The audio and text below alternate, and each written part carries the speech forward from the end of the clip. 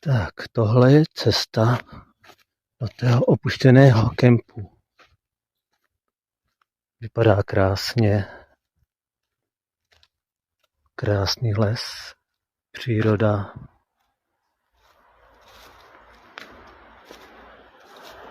Jen trošku zarostlá stářím.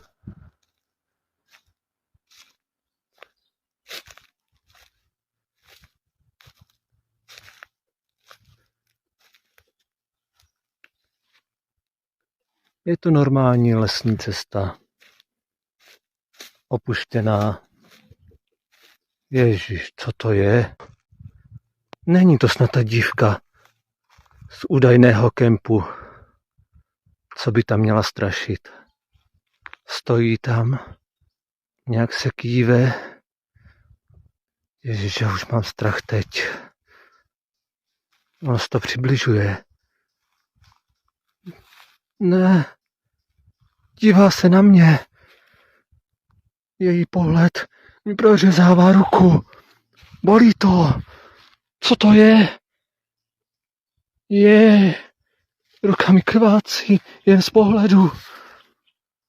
Musíme rychle pryč. Zdráme. Utíkej. Utíkej.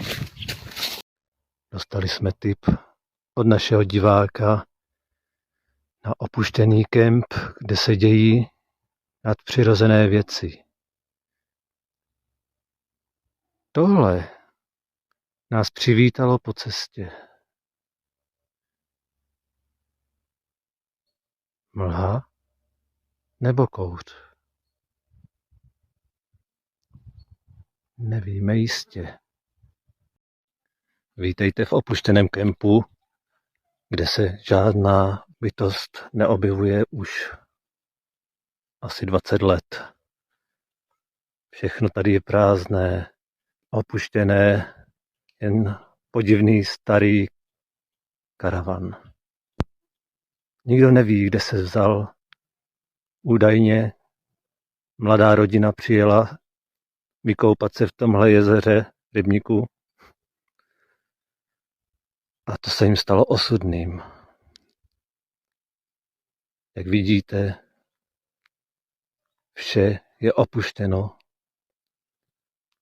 Tady moderátorka se jen směje, protože jí nějaký duch lechtal prý na zádech. Bylo to hodně děsivé. Najednou jsem cítila ruku.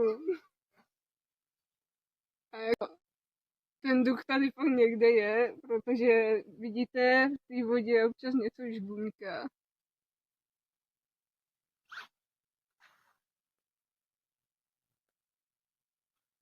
Máte tu stísněný prostor, nebo spíš pocit. Kdo ví, co se skrývá tady pod hladinou? Možná krokodýl, možná nic, ale údajně jeden člověk tady viděl plovoucí hovno. Radíme vám, vyhněte se tomuhle kempu. Není to moc dobrý pocit. Tady stát, tady se koupat a vůbec tady být.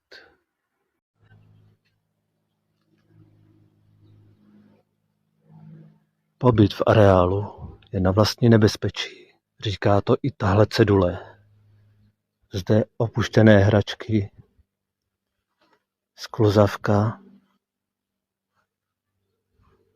stolek, kde dřív rodina spokojeně jedla, odpočívala a schovávala se před sluncem.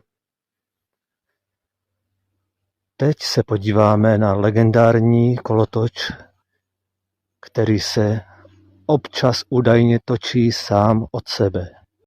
Tak, zde je ten nevinný kolotoč a zrovna se fakt točí.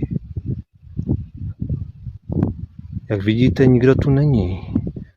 Přesto se točí. Kdo nám vysvětlí tu záhadu? Že by vítr Nebo údajný duch malého dítěte, co pochází z té rodiny, z nedalekého karavanu, o kterém jsme už mluvili. No, nevím, co to děláte? To se točí, wow, úplně samo. Je to děsivé. Tak vypadá to, že záhadu jsme rozluštili. Mladá bláznivá dívka si chodí každý den sem ke kolotoči hrát tím, že ho otáčí. No, teď nám ještě někdo musí vysvětlit tu záhadu s tím karavanem.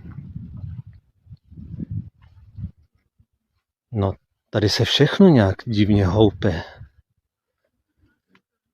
Po zkušenosti ale dá se tomu věřit nebo ne?